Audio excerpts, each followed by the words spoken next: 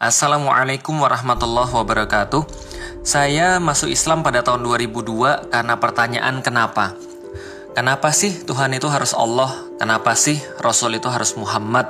Kenapa sih agama itu harus Islam? Dan kenapa sih saya harus masuk Islam? Karena saya masuk Islam dengan pertanyaan kenapa, maka pertanyaan pertama yang saya tanyakan ketika saya masuk Islam juga kenapa? Kenapa sih Islam yang begitu hebat yang saya temukan ini, Islam yang begitu indah yang saya temukan ini, ternyata pada kejadiannya, pada faktanya, tidak seperti teorinya. Islam yang sangat hebat, sempurna, paripurna, tidak ada tandingan, tapi ternyata pada kenyataannya, kaum muslimin di mana-mana terpuruk, kaum muslimin di mana-mana terjajah, sangat mudah sekali diprovokasi. Mereka punya mental yang buruk, mereka punya skill individu yang tidak baik, mereka juga tidak bisa dipercaya. Inilah yang saya jawab dalam buku saya Beyond the Inspiration. Why? Baik, bismillahirrahmanirrahim. Assalamualaikum warahmatullahi wabarakatuh. Alhamdulillah, puji dan syukur senantiasa kita panjatkan kepada Allah Subhanahu wa Ta'ala.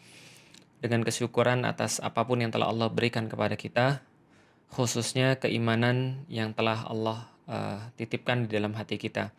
Dan kita memohon kepada Allah semoga keimanan yang telah Allah mudahkan untuk kita ambil, untuk kita yakini itu tidak Allah cabut sampai dengan kita menghadap kepada Allah Subhanahu wa Ta'ala. Salat dan salam semoga tercurah dan terlimpahkan kepada baginda Nabi besar Muhammad sallallahu alaihi wasallam, manusia mulia yang senantiasa kita nantikan syafaatnya, kita senantiasa nantikan perjumpaan dengannya. Maka kita berharap agar setiap lisan yang telah kita sampaikan sesuai dengan apapun yang telah beliau sallallahu alaihi wasallam juga lisankan. Dan kita berharap walaupun tidak akan mungkin bisa sama, perbuatan-perbuatan Rasulullah sallallahu alaihi wasallam mampu kita tiru dalam kehidupan kita sampai dengan kita mati di atas sunnahnya. Alhamdulillah teman-teman sekalian yang dirahmati Allah. Sebelumnya saya harus disclaimer dulu, mungkin teman-teman harus siap-siap untuk manteng, harus siap-siap untuk perhatian, fokus, karena mungkin yang kita lakukan sekarang ini tidak sama dengan ngaji jomblo yang sebelumnya atau tentang bedah buku wanita berkarir surga. Tapi saya ingin coba untuk masuk lebih ke dalam untuk masalah pemikiran. Dan dengan membahas ini, saya menginginkan agar tiap muslim, juga termasuk teman-teman sekalian, ini setidaknya mendapatkan wawasan yang lebih besar tentang bagaimana proses keimanan di dalam Islam. Yang berarti kita juga membahas tentang proses orang itu bisa menjadi tidak beriman. Karena berita akhir-akhir ini membuat saya secara pribadi ya lebih bertanggung jawab untuk menjelaskan permasalahan-permasalahan ini, bukan karena saya berilmu atau lebih berilmu, bukan, tapi sebab saya sudah pernah mengalami, sebab saya sudah menjadi bagian daripada hal-hal yang kejadian-kejadian baru-baru ini. Yang pertama, kejadian tentang pernyataan bahwa agama adalah konspirasi, tentang Tuhan adalah konspirasi. Kejadian yang kedua, pagi ini baru saya juga dapat beritanya, tentang ada orang yang kembali murtad setelah beriman. Nah, maka saya pikir mungkin bukan ilmu yang lebih tinggi, tapi adalah rasa tanggung jawab itu yang membuat saya untuk menyampaikan materi ini atau menyampaikan sharing ini pada teman-teman sekalian. Karena secara pengalaman ya saya pernah murtad. Saya pernah menjadi, bukan pernah murtad ding, saya pernah tidak beriman. Saya pernah menjadi, dan saya tahu rasanya menjadi orang-orang yang tidak beriman. Yang kedua, saya juga pernah untuk menjadi seorang ateis. Lalu karena itulah saya pikir ketika saya menyampaikan ini, mungkin ada beberapa pengalaman dari hidup saya yang telah lalu untuk teman-teman bisa dapatkan dan akhirnya bisa digunakan untuk menjadi sebuah advantage, keuntungan daripada kita berislam. Nah, maka saya awali dengan sebuah cara pandang yang khas, teman-teman sekalian. Cara pandangnya adalah kita tidak bermaksud untuk menjudge siapapun. Kita tidak bermaksud untuk merasa diri kita lebih baik pertama-tama. Kita tidak bermaksud untuk mendahului Allah dengan mengatakan bahwa kita pasti beriman sampai mati, bahwa kita pasti di atas jalan hidayah sampai kita wafat. Enggak. Ini yang harus kita sadari, bahwa Allah itu yahdi may yasha. Allah itu menunjuki siapapun yang Dia kehendaki. Wa yudillu man tasya. Dan dia juga, dan engkau juga, kita berdoa bahwa Allah itu bisa jadi menyesatkan kepada siapapun yang Dia kehendaki. Karena memang manusia itu sudah ingin menyesatkan dirinya sendiri. Artinya kalau kita berbicara tentang keimanan dan kekufuran, maka kita tidak, di sini kita tidak menjudge orang-orang yang memilih dengan pilihan apapun, karena itu adalah wilayah hukum fikih. Kita hanya membahas tentang bagaimana caranya kita bisa memproduktifkan iman kita, atau membuat diri kita ini setidaknya kita jaga agar keimanan ini tetap ada di dalam dada kita. Nah, itu adalah yang awal. Yang berikutnya, ada dua ranah senantiasa yang bisa dibahas di dalam Islam. Ranah yang pertama adalah ranah yang bersifat ranah goib atau ranah tawakal.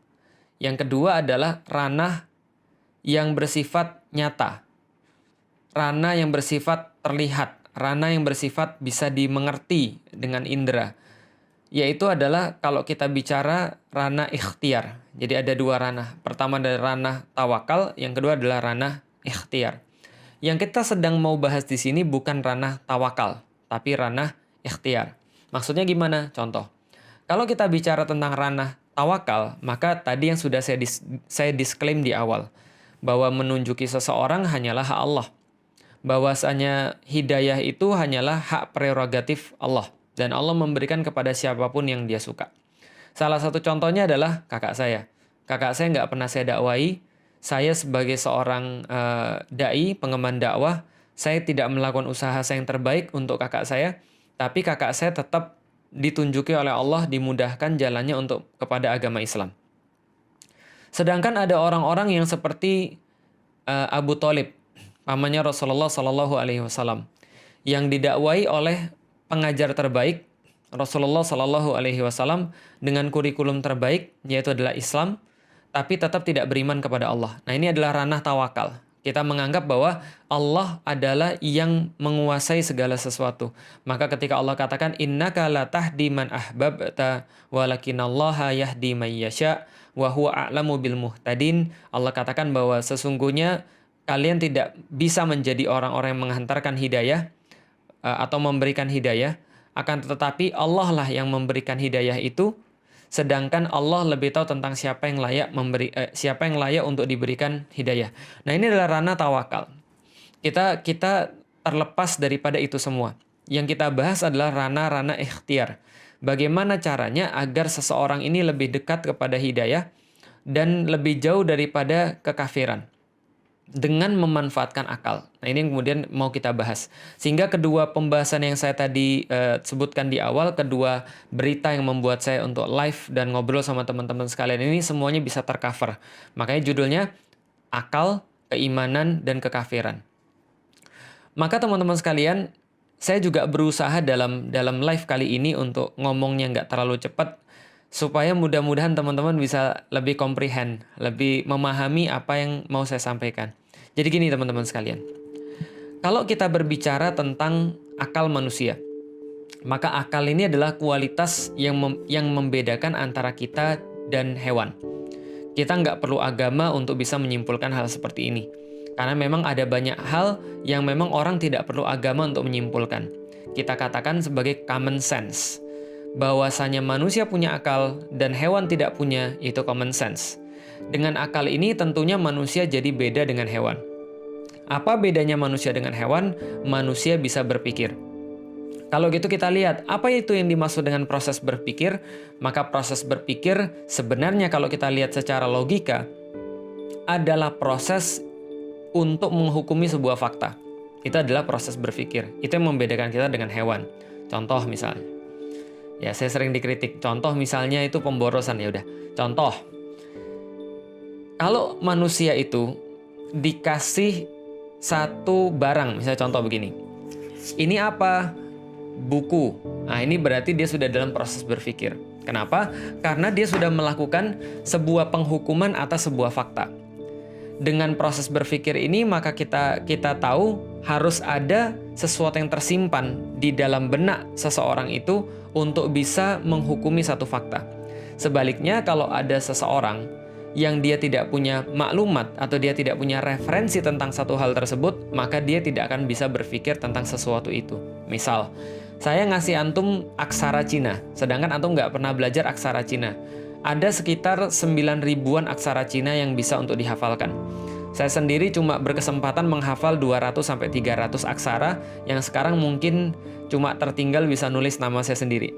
Tapi kalau saya ngasih Anda koran dalam bahasa Mandarin misalnya, bahasa Chinese misalnya, lalu saya bilang Anda coba mikir, coba comprehend, coba pahami ini. Maka Anda akan katakan, saya nggak bisa, Ustaz. Kenapa? Karena Anda tidak punya maklumat, Anda tidak punya referensi tentang hal itu sebelumnya. Sebaliknya, ketika ada orang Chinese yang dia disuruh untuk memahami bahasa Arab, tentu dia juga sudah nggak bisa. Kenapa? Karena dia nggak punya referensi tentang bahasa Arab tersebut. Jadi berpikir adalah sebuah kualitas yang ada pada manusia untuk bisa menghukumi sebuah fakta. Berkembang, maka berpikir menurut orang-orang juga adalah cara mengolah bahasa.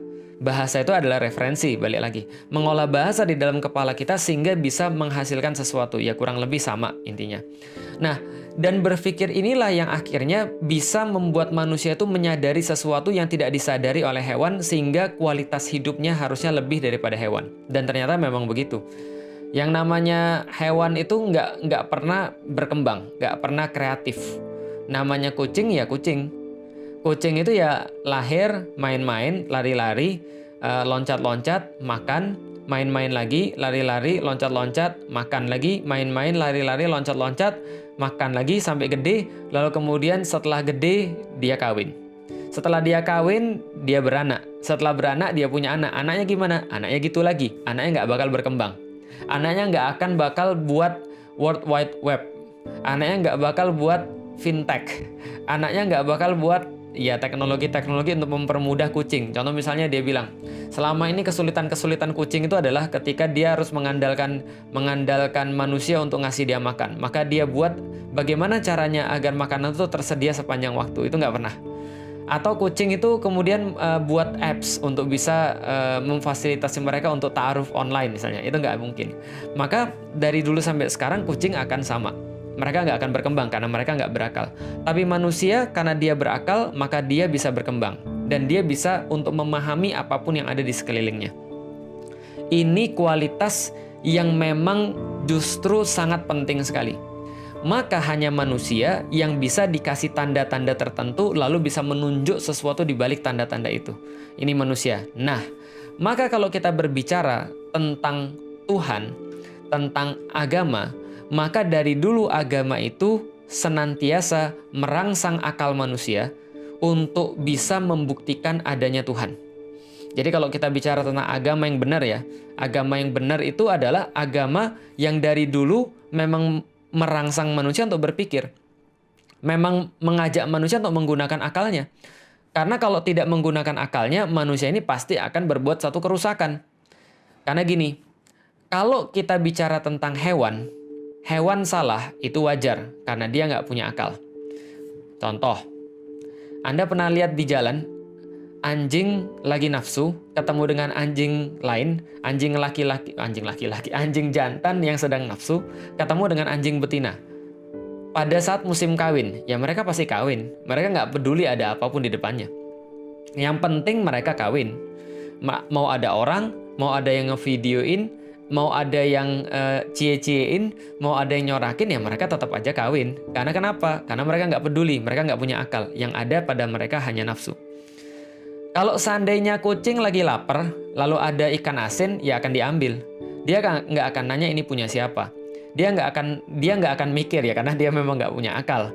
Ketika dia lagi pengen, ya dia lakukan. Ketika singa lagi lapar, dia membunuh rusa. Dia nggak akan peduli rusa itu punya anak berapa. Dia nggak akan pernah nanya rusa itu punya tanggungan apa. Dia nggak akan pernah mikir, karena memang dia nggak punya akal tentang konsekuensi yang akan dia lakukan. Jadi bayangkan kalau seandainya manusia tidak punya akal, maka manusia tidak akan bisa memahami sesuatu dan jadinya pasti dalam kerusakan. Itu sudah pasti. Makanya ketika kita bicara tentang khamar, kalau kita bicara tentang khamar, minuman keras ya. Minuman keras itu ya pasti akan merusak akal. Dan kalau sudah merusak akal pasti ada crime. Makanya orang-orang barat itu mengatakan bahwa ada 3 serangkai yang akan senantiasa terjadi. Pertama adalah drugs, yang kedua adalah seks, yang ketiga adalah crime. Drugs itu adalah khamar, sesuatu yang merusak akal. Dan kalau akal sudah rusak, segala macam crime bisa terjadi. Termasuk salah satu di antaranya yang paling sering adalah seks. Nah, maka ketika orang sudah hilang akal, dia pasti akan berbuat kerusakan. Itu sudah pasti. Makanya wajar dalam agama apapun itu melarang manusia itu kehilangan akalnya. Mau agama apapun.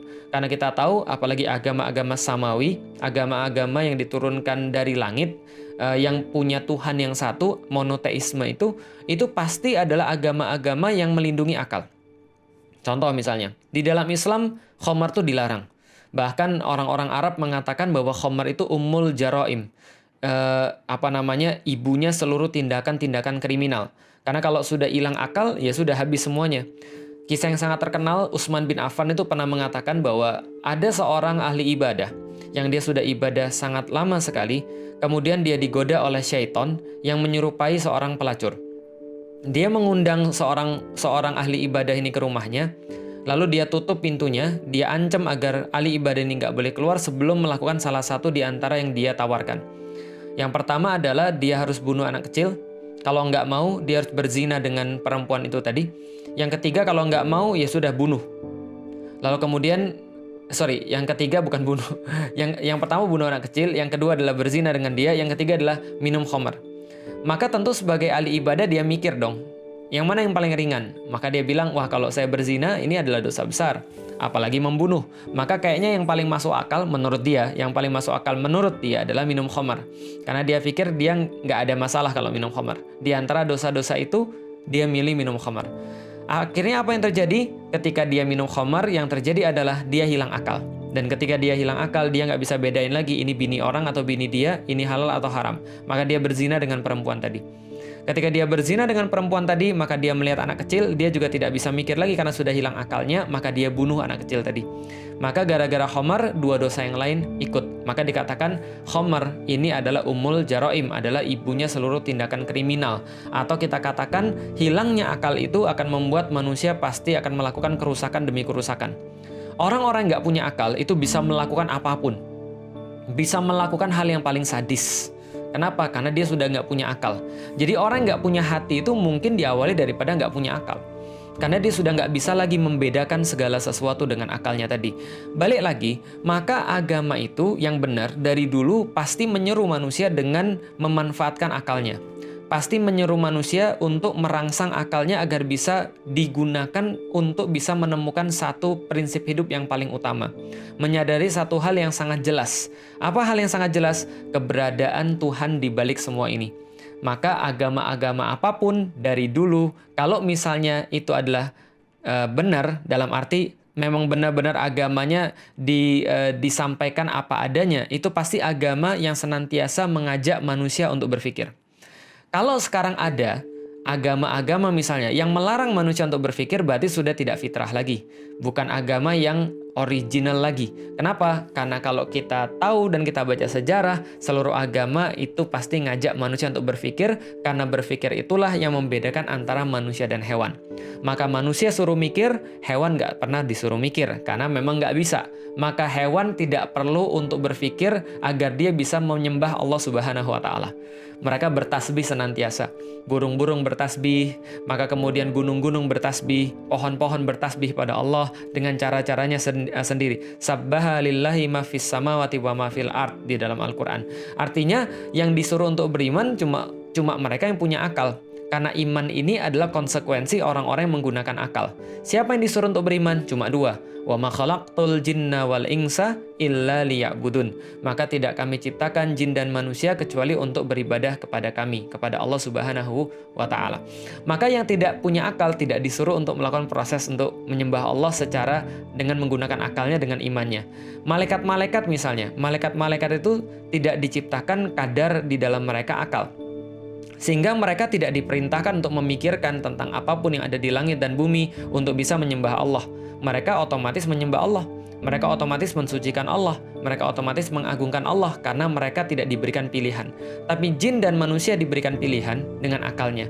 Maka agama apapun, balik lagi saya sampaikan, menyuruh manusia untuk berpikir untuk bisa mendapatkan alasan untuk bisa menyadari keberadaan Allah. Jadi manusia itu disuruh pikir, disuruh untuk menggunakan akal agar bisa mencapai keberadaan Allah. Sebaliknya artinya, kalau dia tidak menggunakan akalnya, maka dia pasti tidak bisa menyadari keberadaan Allah, eksistensinya Allah. Karena itulah orang-orang yang tidak bisa menggunakan akalnya dikatakan dari dulu orang-orang yang menutup dirinya daripada tanda-tanda yang sedemikian jelas. Lalu untuk menutup dirinya itulah dia perlu satu penutup. Penutup itu namanya adalah kafaro, atau dalam bahasa Arab disebut dengan kafir, orang yang menutup.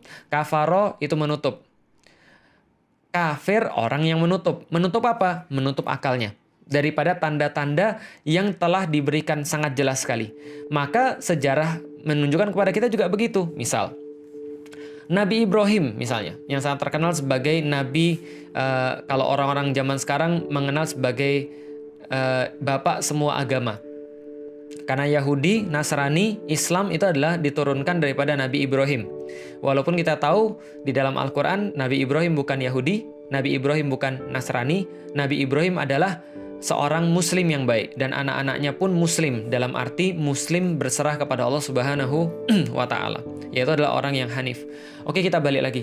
Nabi Ibrahim ketika mendapati orang-orang yang ada di kaumnya, itu menyembah berhala, menyembah patung. Bahkan dikatakan di dalam Al-Quran sendiri bahwa keluarganya Nabi Ibrahim itu adalah pematung, adalah orang yang berada di garis terdepan dalam melakukan penyembahan terhadap segala sesuatu selain Allah.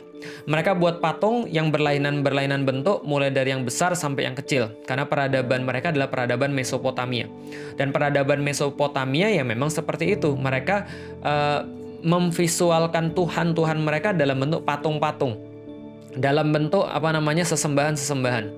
Nah, ketika Nabi Ibrahim melihat ini dan dia sudah beriman kepada Allah, maka dia lihat ini ada sesuatu yang salah. Ini ada sesuatu yang nggak benar, sesuatu yang nggak masuk akal. Apa yang nggak masuk akalnya? Kok bisa-bisanya mereka bisa menyembah sesuatu yang itu tidak bisa memberikan manfaat buat manusia? Ada orang buat sendiri, lalu nyembah sendiri apa yang dia buat. Padahal dia yang menjadikan itu jadi ada, sebelumnya tidak ada. Tapi dia menyembah sendiri yang dibuatnya sendiri. Maka ini menjadi satu problem. Kembali lagi, mikir. Ketika dia mau menyajikan, ini adalah sesuatu yang salah, maka dia menggunakan proses berpikir, merangsang pemikiran-pemikiran untuk bisa membuktikan tadi. Misal, Ibrahim bertanya kepada kaumnya, "Ma hadhihi tamatsilul lati antum laha akifun?" Wahai kaumku, kira-kira apa yang kalian lakukan ini? Sehingga Anda ini seolah-olah benar-benar beritikaf pada patung ini, benar-benar manteng pada patung ini. Kenapa Anda manteng pada patung ini? Lalu kemudian Ibrahim menanyakan dalam lafaz yang lain, "Wahai bapakku, kenapa Anda ini kemudian menyembah pada sesuatu yang tidak mencukupi Anda, yang tidak memberikan Anda sesuatu, yang tidak bisa melihat, yang tidak bisa mendengar?" Di dalam surat Maryam misalnya, berkata pada kaumnya. Lantas jawaban kaumnya sama. "Wajadna aba'ana laha abidin." Nggak usah mikir. Nah itu. Jadi ketika Ibrahim ngajak mikir, malah orang-orang itu mengatakan nggak usah mikir. Lihat ya, orang-orang yang dalam tanda kutip tidak mau beriman kepada Allah itu selalu menemukan cara untuk nggak mau mikir, untuk bisa nutupin akalnya, untuk masa bodoh. Maka dia katakan, "Wajadna aba'ana laha abidin." Maka mereka mengatakan, kami mendapati dulu nenek moyang kami juga menyembahnya. Jadi itu alasan kami, nggak usah nanya kenapa. Kalau mereka sembah ya kita juga sembah. Kamu nggak usah banyak tanya, karena banyak tanya itu adalah sebuah pemberontakan terhadap budaya, pemberontakan terhadap tradisi, mengganggu ketentraman yang sudah lama terjadi, merusak norma-norma yang sudah kita sepakati bersama. Kan gitu kan ya? Maka mereka maunya status quo. Status quo itu pasti tidak melibatkan akal. Karena kalau misalnya mereka pakai akal, mereka akan bisa membandingkan. Iya ya, kenapa kita nyembah yang tidak bisa mencukupi kita, yang nggak bisa memberikan kita apapun, atau yang nggak bisa bahkan melindungi dirinya sendiri. Tapi ini tidak terjadi pada orang-orang yang Nabi Ibrahim dakwai. Maka mereka katakan, kami nggak mau mikir. Sorry, kami nggak mau mikir. Wajadna aba'ana laha abidin. Dan kalau ada orang yang nggak mau mikir itu, mereka akan lanjutkan. Wahai Ibrahim, kalau engkau benar-benar melanjutkan untuk mengajak kami mikir, untuk memberikan pemikiran-pemikiran kritis tentang apa yang kami sembah ini, maka kemudian mereka katakan, la arjumannaka. Aku akan merajamu, kata bapaknya. La narjumannaka. Kami akan merajamu, kata kaumnya. Maka mereka orang-orang yang nggak mikir biasanya emosional. Orang yang nggak mikir biasanya sumbu pendek. Orang yang nggak mikir biasanya banyak nuduh.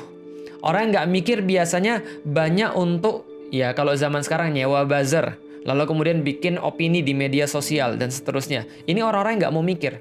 Dan ini sudah dikatakan di Al-Quran dari dulu, bahwa kalau kita bicara tentang agama yang benar, maka kita bicara tentang orang-orang yang mengajak untuk menyadari tanda-tanda keberadaan Allah lewat dengan akal. Karena hanya manusia dan jin yang diberikan kemampuan untuk itu. Tapi balik lagi, orang-orangnya Nabi Ibrahim ketika disuruh untuk mikir, mereka nggak mau. Maka Ibrahim alaihi salam itu mengambil cara yang ekstrim untuk bisa ngajak mereka untuk berpikir. Bagaimana cara ekstrimnya? Nabi Ibrahim kemudian mengadakan sebuah plot. Mengadakan sebuah rencana. Apa rencananya? Dia menghancurkan sesembahan-sesembahan yang ada di sana, menyisakan di antara mereka yang paling besar, lalu kemudian yang paling besar itu digantungkan kapaknya. Maka hebohlah seluruh negeri pada esok harinya, pada waktu kedepannya, lalu kemudian mereka mengatakan, siapa yang ngancurin sesembahan-sesembahan kita? Jadi bayangin, status quo itu tiba-tiba hilang semua. Jadi yang sudah mereka percaya turun-temurun tuh tiba-tiba lenyap semua. Yang mereka yakini sebagai Tuhan tuh tiba-tiba hancur berantakan semua. Dan mereka nggak tahu siapa yang berbuat. Sampai ada yang bilang, itu kayaknya Ibrahim itu. Memang dari dulu dia vokal banget. Memang dari dulu dia anti banget sama sesembahan-sesembahan kita. Memang dari dulu dia tuh selalu nyinyir sama sesembahan-sesembahan kita. Maka dipanggillah Ibrahim. Diskusi antara Ibrahim dan Namrud kemudian dan orang-orang yang ada di situ akhirnya menjadi sebuah sebuah savage bagi Nabi Ibrahim gitu kan ya. Jadi Nabi Ibrahim membuat satu argumen yang itu benar-benar mind blowing. Ketika ditanyakan, kamu kamu yang ngancurin patung-patung tadi, maka Ibrahim bilang, ya kalian harusnya nanya sama yang bawa kapak dong, jangan nanya sama saya kan bukan siapa-siapa, ya tanyalah sama dia. Secara kriminal itu harusnya ketika yang ditanya itu pertama yang punya barang buktinya ada di dia, yang kedua adalah yang punya motif, dan saya lihat itu motifnya ada di dia. Kenapa? Karena dia ngelihat yang lain yang kecil-kecil dia sembah, mungkin dia merasa cemburu, maka dia ngancurin yang lain, jadi dia punya motif kriminal. Yang ketiga adalah dia ada di tempat kejadian, karena itu dia adalah saksinya gitu kan. Dia adalah saksi mata gitu. Udah ada barang bukti, udah ada motif, udah ada saksi mata. Anda harusnya nuduh dia dong, jangan nuduh saya gitu kan ya. Ya itu Ibrahim bersiasat. Lantas kemudian mereka bilang, kamu ini ya bodoh sekali. Bagaimana mungkin sebuah patung itu bisa kita ajak ngobrol? Orang dia aja nggak bisa ngapa-ngapain. Orang dia aja nggak bisa ngancurin gimana dia bisa ngancurin yang lain? Dia bergerak aja nggak bisa. Lah bagaimana mungkin dia juga bisa untuk punya motif? Orang dia itu patung. Maka Ibrahim bilang, ya kalau Anda semua bilang saya bodoh gara-gara saya bilang kayak gitu, ya yang mana yang lebih bodoh? Saya atau yang nyembah patung? Paham gak sekalian? Ibrahim menggunakan akal. Lah itu orang-orang semua, wah bener juga ya. Sadar semuanya mind blowing. Tapi Namrud kan ya sudah saya bilang, namanya orang yang gak punya akal itu ya sumbu pendek. Kalau sekarang langsung persekusi ya gitu kan ya. Nah jadi kalau dulu enggak. Kalau dulu langsung dibakar. Kenapa? Ya karena sudah nggak punya argumen lagi. Langsung dibakar. Maka ketika dibakar itulah ya terjadi mukjizat yang lain. Nah ini pelajarannya apa? Pelajaran yang pertama adalah tidak semua itu harus dimenangkan lewat diskusi. Karena kalau Anda menang diskusi, lantas Anda belum memenangkan hati orang, Anda bisa jadi dipersekusi atau Anda bisa jadi dibakar. Nah jadi artinya adalah walaupun kita itu benar, walaupun kita itu bisa menghadirkan argumen-argumen yang savage, argumen-argumen pamungkas, ya tapi belum tentu kebenaran bisa untuk dihantarkan. Tapi yang jelas adalah ini kemenangan dakwah, yaitu adalah kemenangan akal. Ketika akal ini bisa untuk difungsikan, akal ini bisa untuk dirangsang dengan cara yang benar, maka itu menjadi jalan keimanan bagi orang-orang yang menyaksikan Nabi Ibrahim dibakar dan mereka semuanya kebuka akalnya untuk tidak menyembah patung. Paham ya? Itu terjadi pada Nabi Ibrahim. Dan itu bukan hanya terjadi pada Nabi Ibrahim, itu terjadi pada nabi-nabi yang lain. Itu terjadi pada Nabi Ismail, itu terjadi pada Nabi Ishak, itu terjadi pada Nabi Yakub, itu terjadi pada Nabi Musa, itu terjadi pada Nabi Yusuf, itu terjadi pada Nabi Isa. Itu terjadi pada Nabi Muhammad Sallallahu Alaihi Wasallam, di mana ketika mereka semuanya menggunakan akal agar manusia itu mau untuk beriman kepada Allah Subhanahu Wa Taala, karena akal adalah tools untuk mencapai keimanan tersebut. Oke teman-teman sekalian, jadi apa kesimpulannya? Kesimpulannya adalah para nabi dan rasul itu senantiasa ngajak manusia untuk berpikir. Senantiasa ngajak manusia untuk bisa menggunakan akalnya. Karena inilah cara agar manusia itu bisa beriman kepada Allah dengan keimanan yang sempurna. Karena kalau seandainya nabi-nabi cuma menggunakan perasaan saja untuk bisa beriman kepada Allah, maka perasaan ini mudah berubah. Perasaan ini nggak tetap. Namanya juga perasaan. Sedangkan Allah katakan di dalam, Rasulullah mengajarkan kepada kita, ya muqallibal qulub, sabit qalbi ala dinik. Ya, wahai yang membolak-balikkan hati, muqallibal qulub. Kata-kata membolak-balik dengan kata-kata kolbu atau hati itu sama, artinya terbolak-balik. Artinya nggak stabil. Artinya sesuatu yang mudah sekali untuk bisa berubah. Nah, maka kalau kita bicara tentang cuma perasaan doang, maka perasaan kita kadang-kadang berbeda-beda. Contoh misalnya, kalau ada orang lagi jatuh cinta dan cintanya diterima, lagu apapun jadi bagus. Saya tuh kan nggak suka dangdut ya. Tapi kalau pas lagi cinta saya diterima, itu dangdut tuh mendadak jadi bisa dinikmati gitu ya. Tapi kalau seandainya dia lagi putus gitu kan ya, atau lagi kemudian cintanya ditolak, dan ketika kemudian dia dengar lagu apapun yang bagus, itu jadinya nggak bagus gitu ya, jadi lagu sedih. Padahal lagu cinta, lagu happy, tapi jadi lagu sedih. Lah kenapa? Gara-gara perasaannya lagi nggak bagus. Maka tidak bisa kita menggantungkan sesuatu pada perasaan, tapi kita harus menggantungkan sesuatu pada sesuatu yang memang stabil, yaitu adalah berpikir. Namanya logika, namanya berpikir dari dulu tetap 2 tambah 2 ya 4. 3 tambah 5 ya 8. 8 bagi 2 ya 4 dan seterusnya. Itu adalah logik. Dan logik ini adalah tools untuk bisa mencapai keimanan.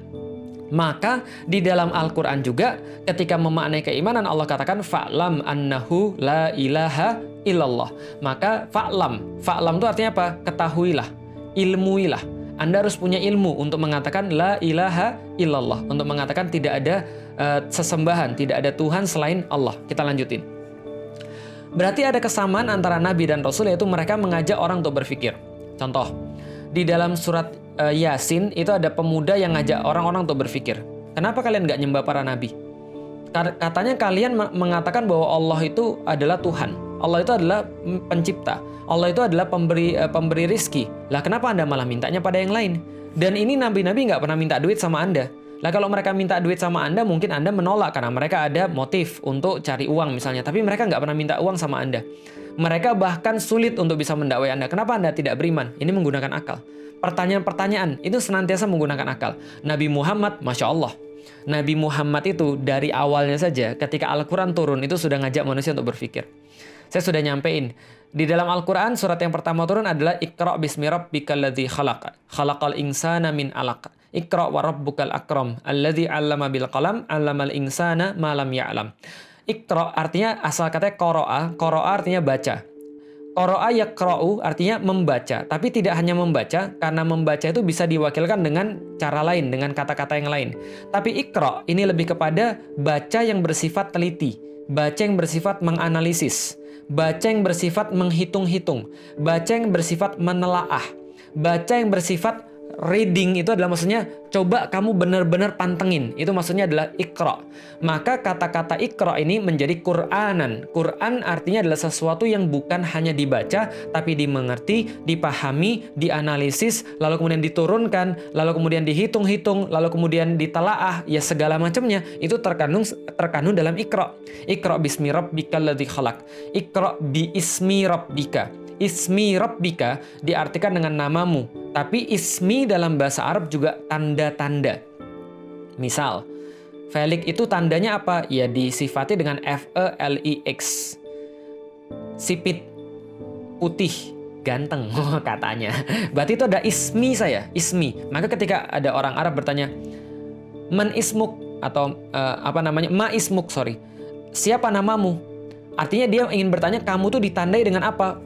Saya berkata, Ismi Felix, nama saya Felix, saya ditandai dengan kata-kata Felix. Berarti besok kalau dia katakan Felix, saya merasa saya punya tanda-tanda untuk dipanggil. Nah, Iqra bismi rabbikal ladzi khalaq, bacalah dengan tanda-tanda yang Tuhanmu berikan, yang Tuhanmu telah ciptakan di depan kamu, yang dibentangkan kepadamu. Iqra bismi rabbikal ladzi khalaq, khalaqal insana min alaq. Anda tahu dia telah menciptakan manusia daripada alaq? Alaq itu apa? Dan itu tidak biasa orang-orang Arab mendengarkan kata alaq, karena alaq adalah sejenis lintah, sejenis penghisap darah. Maka dikatakan, oh, Allah menciptakan manusia dari sesuatu yang seperti penghisap darah. Khalaqal insana min alaq. Bagaimana kemudian cara berpikirnya? Bagaimana cara melihatnya? Tidak hanya itu, Allah lanjutkan. Coba lihat ke langit, coba lihat hamparan bumi, coba lihat pepohonan, coba lihat benih-benih yang kalian tanam, coba kalian lihat pada diri kalian sendiri, coba kalian lihat kulit-kulit kalian, coba kalian lihat rambut kalian, coba kalian lihat darah kalian, dan seterusnya. Allah menyuruh kita untuk terus-menerus untuk bisa memanfaatkan akal, untuk bisa berpikir bagaimana proses yang terjadi di alam semesta, proses yang terjadi di langit dan bumi dan seterusnya, angin yang bertiup dan seterusnya. Semua untuk merangsang akal manusia. Untuk apa? Mendapatkan ada apa di balik itu semua. Ini Al-Quran. Maka Al-Quran tidak bosan-bosan, ratusan kali di dalam Al-Quran ada kata-kata afala taqilun, ya ulil albab, afala yatafakkarun, gitu, dan seterusnya, afala yang zuru, dan seterusnya. Apa kalian nggak pernah melihat? Apa kalian nggak pernah mikir? Apa kalian nggak pernah menggunakan akal? Ya orang-orang yang berpikir, wahai orang-orang yang berpikir, coba pakai akalnya, coba lihat sekali lagi. Ini yang dikatakan di dalam Al-Quran. Maka ayat-ayat yang pertama diturunkan oleh Allah di dalam Al-Quran adalah ayat-ayat yang bersifat kepastian, untuk melihat fenomena-fenomena alam. Mereka mungkin bisa menafikan siapa yang menurunkan Al-Quran. Mereka mungkin bisa menafikan kebenaran Al-Quran, tapi mereka tidak bisa menafikan fenomena-fenomena yang disampaikan di dalam Al-Quran. Allah sampaikan, coba lihat manusia. Sehebat-hebatnya dia bisa jalan, ujung-ujungnya dia pasti akan mati. Ini adalah satu fenomena yang tidak bisa untuk dihindarkan. Manusia pasti mati. Coba kalian lihat, manusia dulunya tidak ada, tapi kemudian dia tiba-tiba menjadi ada. Dan kadang-kadang sampai sekarang ketika saya ngeliat anak saya, kadang-kadang saya lagi mikir, saya terus melamun, saya bilang, kok bisa ya? Ada dari tidak ada, terus kemudian tiba-tiba jadi kayak gini. Jadi tumbuh, jadi dewasa, tiba-tiba bisa melakukan segala hal. Ya, orang-orang yang sudah punya anak biasanya pernah mikir kayak begini. Mereka tuh merasa takjub banget, kok bisa ya? Kok bisa ya? Bahkan ketika masih di dalam perut ibunya pun kita sudah mikir begitu. Kok bisa ya? Ada terjadi kayak gini, bentuknya jadi kayak manusia. Padahal dari ketiadaan. Di dalam perut itu nggak ada apa-apa, tiba-tiba dari kecil, tiba-tiba jadi besar, lalu tiba-tiba jadi anak yang bisa kayak begini. Dan sampai sekarang secara biologis pun tidak ada yang bisa menjelaskan bahkan bagaimana dari sperma dan ovum, kemudian mereka bergabung jadi zigot, dari zigot jadi morula, morula jadi blastula, blastula kemudian berkembang terus membelah diri, dan tiba-tiba sel yang identik itu tiba-tiba berubah di saat tertentu, tiba-tiba seolah-olah mereka tahu untuk apa masing-masing. Bayangin ya, zigot itu identik karena sudah melebur antara sperma dan ovum. Kemudian setelah melebur mereka jadi morula. Morula itu semacam kayak bola-bola sel gitu. Lalu jadi blastula dan seterusnya. Dan itu membelah terus, itu kan identik sama selnya karena membelah diri. Dan sel-sel yang sama itu tiba-tiba nggak tahu siapa yang nyuruh. Kamu jadi tulang, kamu jadi otak, kamu jadi jantung, kamu jadi mata, dan sel-sel itu berubah semua sesuai dengan fungsinya masing-masing dan penempatannya tepat di situ. Nggak ada pernah kan ya, antum ngelihat kemudian orang-orang yang kemudian tiba-tiba punya kelainan yang demikian besar sekali. Semua terjadi begitu teratur. Ada polanya. Nah, semua itu diminta untuk kita perhatikan. Bagaimana kemudian bumi ketika kering? Tiba-tiba Allah turunkan air, tiba-tiba muncul kemudian tanaman-tanaman dari bawahnya yang bahkan kita nggak pernah lihat bijinya ada di mana. Allah sampaikan, begitulah Allah menghidupkan manusia nanti kelak ketika nanti di yaumil kiamat. Oh, kita jadi tahu dari hal-hal yang kelihatan, dari hal-hal yang kemudian kita nggak bisa nafikan, dari hal-hal yang kita lihat sehari-hari. Allah coba bawa kita untuk berpikir apa kekuasaan Dia, bagaimana yang bisa Dia lakukan. Coba kalian lihat langit tanpa tiang. Coba kalian lihat langit tidak ada retak-retaknya. Coba kalian perhatikan sekali lagi langit itu. Coba kalian perhatiin sekali lagi, ada nggak kekurangannya? Kalau seandainya langit yang sedemikian besar itu saja bisa Allah ciptakan, bisa Allah tinggikan, maka Allah bilang, penciptaan siapa yang lebih susah? Kalian atau langit? Kalian atau bumi? Kalian atau segala sesuatu alam semesta yang kalian lihat? Dan kalau kalian merasa hebat, kalian tahu nggak? Sudah berlalu sebelum kalian orang-orang yang hebat yang mereka semua harus tunduk mengakui kehebatan satu zat yang lebih tinggi daripada mereka. Kalian coba jalan-jalan lah. Kalau nggak percaya, lihat bagaimana kaum-kaum dulu lebih hebat daripada kalian dan mereka semua ambruk di hadapan kekuasaan yang maha hebat itu. Maka Allah mengantarkan kepada kita tanda-tanda yang suruh kita untuk mikir terus, suruh kita untuk menggunakan akal, suruh kita untuk kemudian untuk telaah, analisis. Sampai ketika seseorang tuh punya referensi-referensi ini yang dia perlukan, maka dia bisa beriman kepada Tuhannya dengan keimanan yang benar. Jadi apa yang menjadikan seseorang untuk beriman? Yang menjadikan seseorang untuk beriman adalah ketika dia sudah punya pemikiran yang cukup untuk mengantarkan dirinya pada iman. Kalau saya sederhanakan, maka ada dua hal yang mengantarkan orang untuk beriman. Iman adalah akumulasi dari dua. Satu, ilmu. Dua, bukti. Mengilmui sesuatu dan kita sudah punya bukti yang cukup, maka kita bisa jadi beriman. Iman sendiri adalah apa? Iman sendiri adalah keyakinan 100%. Keyakinan 100% didasari dengan bukti, dengan cara berpikir, dan dia punya efek di dalam kehidupannya. Itu artinya adalah iman. Sesuatu yang diyakini dengan sesuatu dengan akal atau berpikir menghasilkan keyakinan yang pasti, lalu kemudian keyakinan yang pasti itu didasarkan dengan dalil-dalil sehingga dia punya efek. Itu adalah namanya iman. Oke. Contoh, balik lagi. Kan kalau nggak ada contoh kan sulit ya. Contoh. Lihat. Iman kepada Allah itu bisa untuk dianalogikan dengan seseorang ketika mengimani dokter. Misal, pernah lihat orang pergi ke dokter? Pernah. Atau Anda dokter mungkin iya. Pernah nggak ada orang ketika datang ke dokter itu tidak mau nurutin dokter? Hampir nggak. Dia datang kepada dokter. Lalu dokter bilang, oke, Anda sakit apa? Ini dok, saya ini sudah 3 tahun dok. Sakit dok apa? Sakit hati. Oh, langsung diusir sama dokternya. Saya sudah 3 tahun dok, ini sakit di dada saya dok. Dan saya nggak tahu ini sakitnya kenapa. Kalau saya nafas ini sakit banget dok pokoknya. Oke, dokter bilang, buka baju.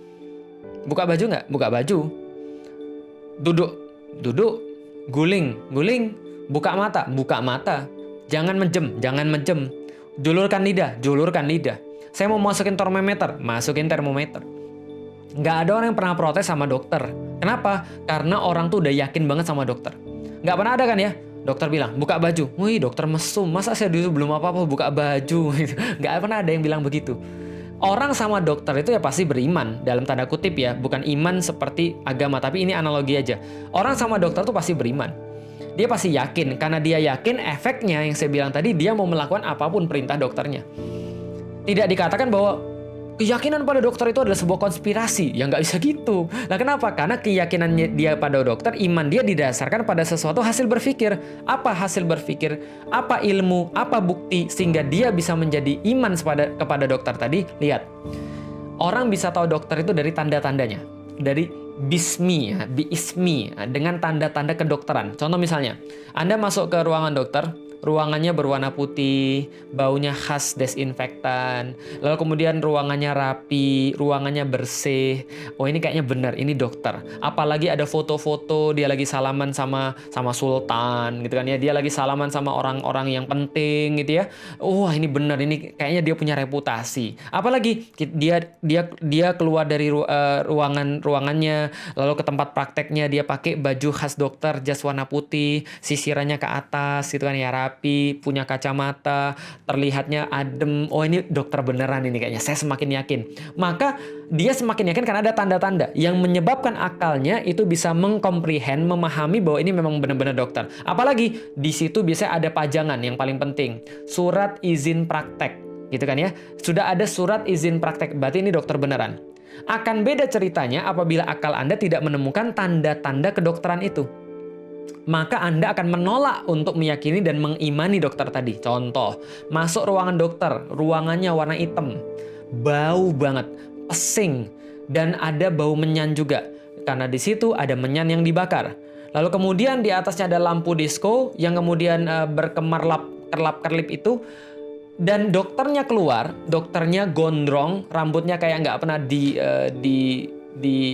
tidak pernah disampoin, nggak pernah dikeramas.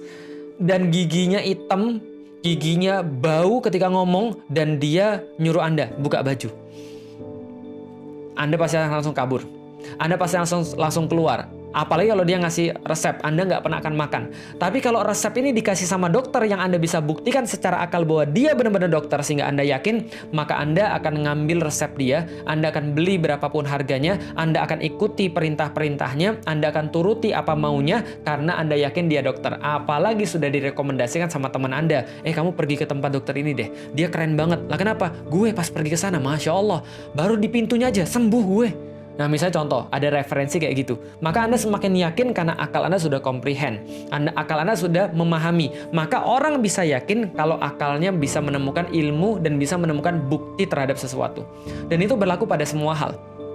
Berlaku pada semua hal.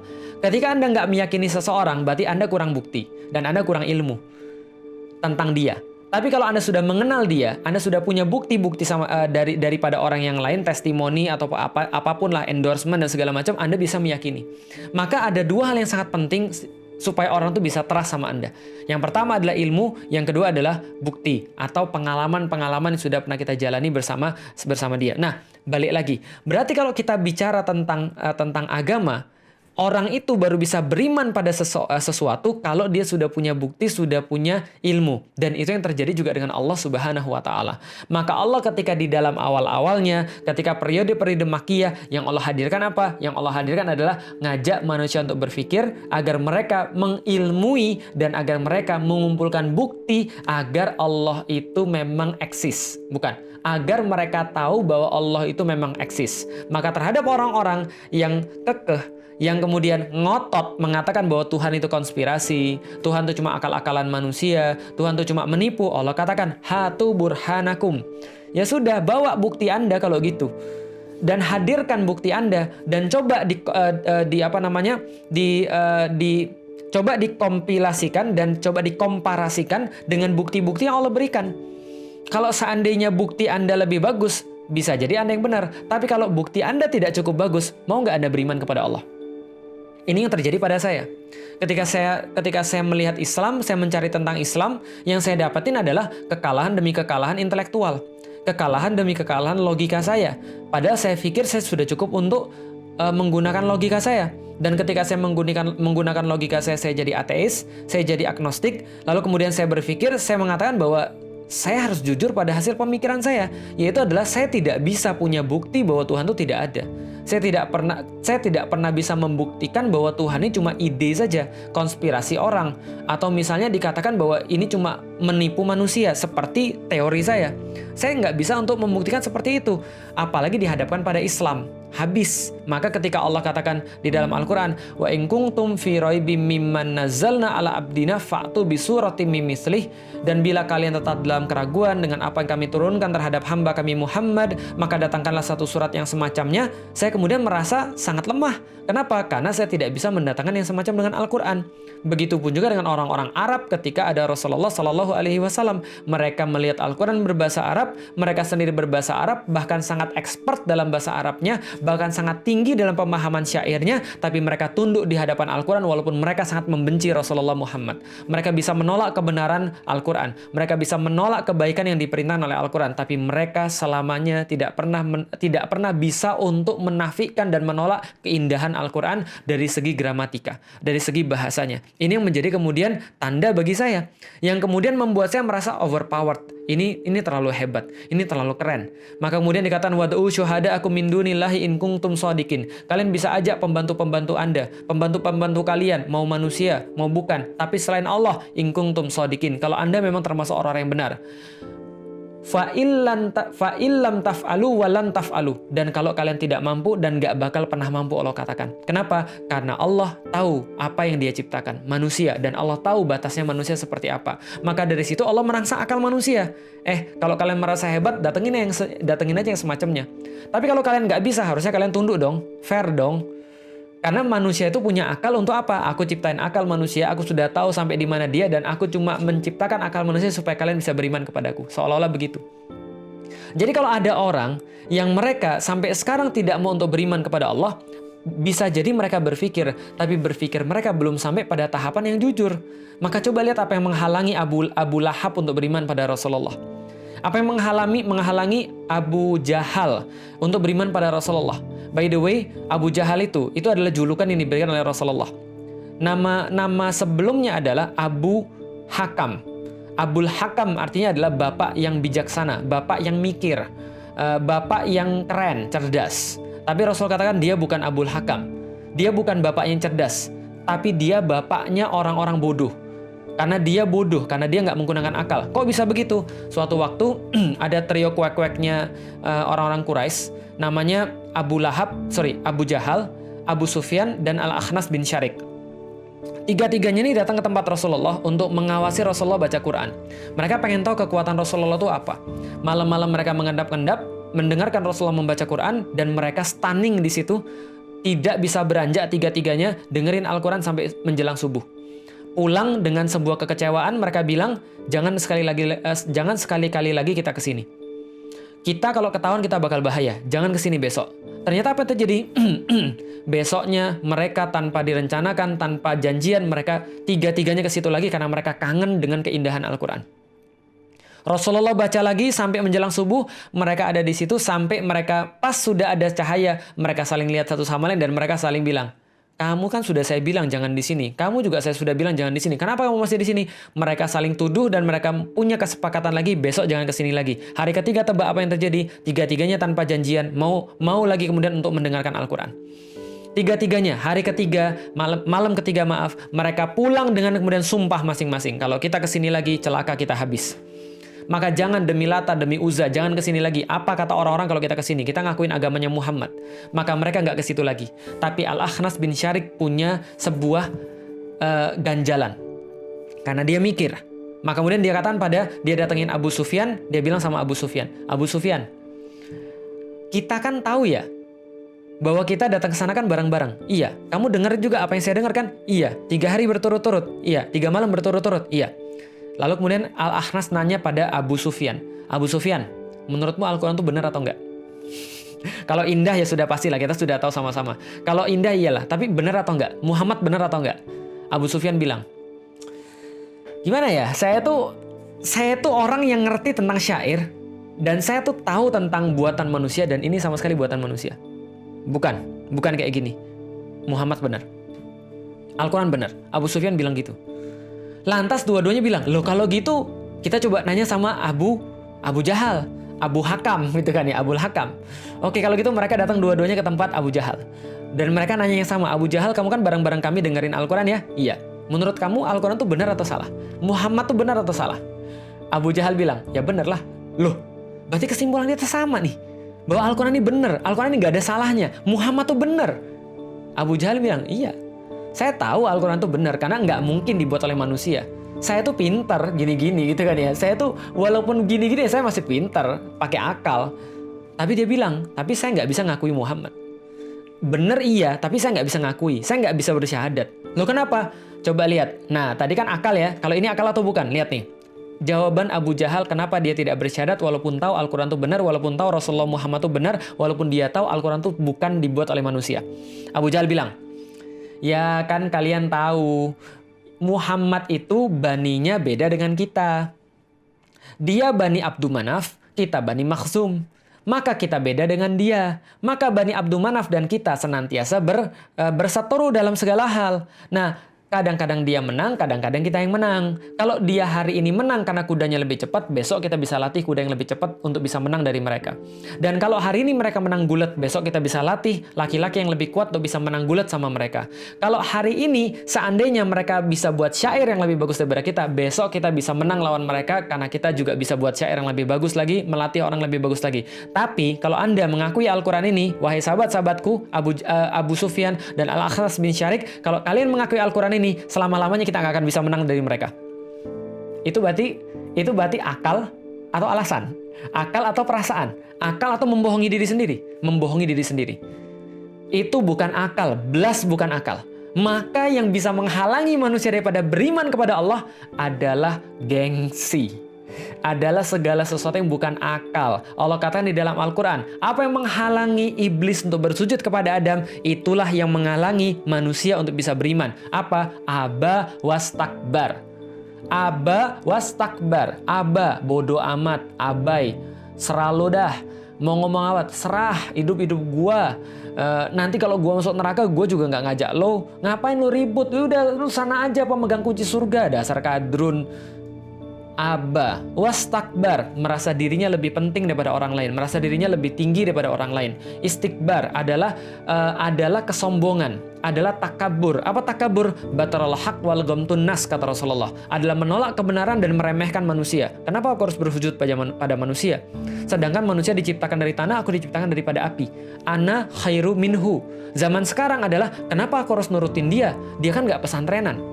Dia kan bukan orang yang belajar secara formal.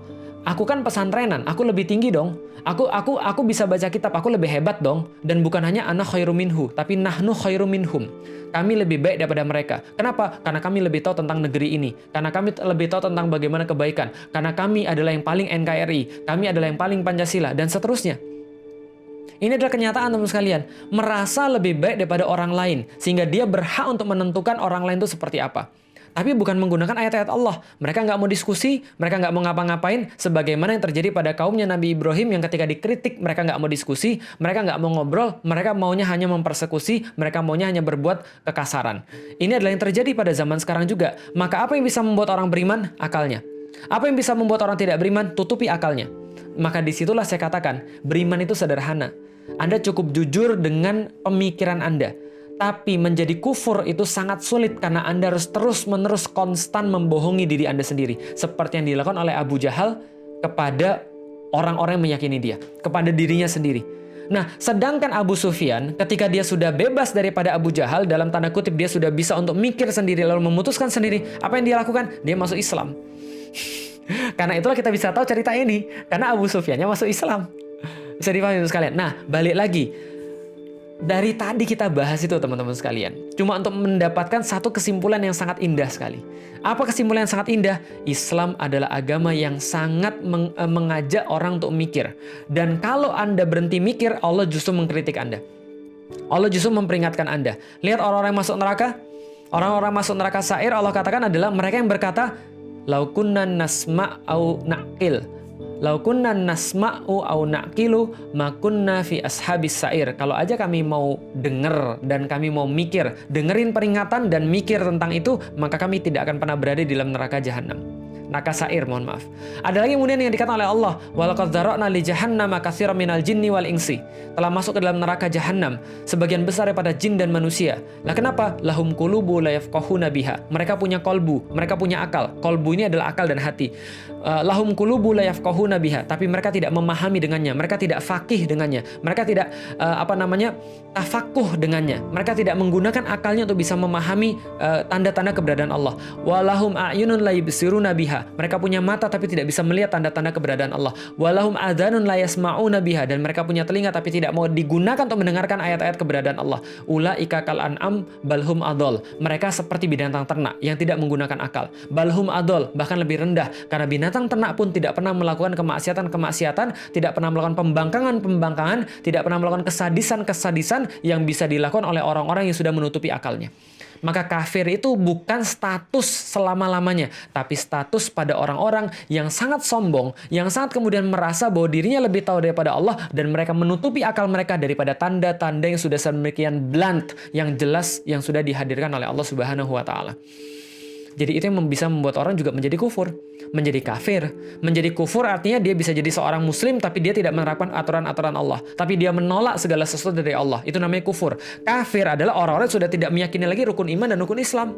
Maka kenapa orang bisa jadi keluar daripada Islam? Ketika akalnya sudah berhasil untuk dia tutupi. Karena saya tidak menemukan cara lain, correct me if I'm wrong, saya nggak menemukan cara lain di dalam Al-Quran kecuali cuma berpikir untuk bisa mendapatkan keimanan terhadap Allah Subhanahu wa Ta'ala. Maka Allah membuka jalan keimanan kepada dia dengan berpikir, dengan kemudian mencoba untuk mengartikan tiap tanda-tanda yang dia berikan untuk bisa menghantarkan kita kepada dia. Saya tutup apa yang mau saya bahas hari ini dengan surat Al-Jumu'ah ayat kedua.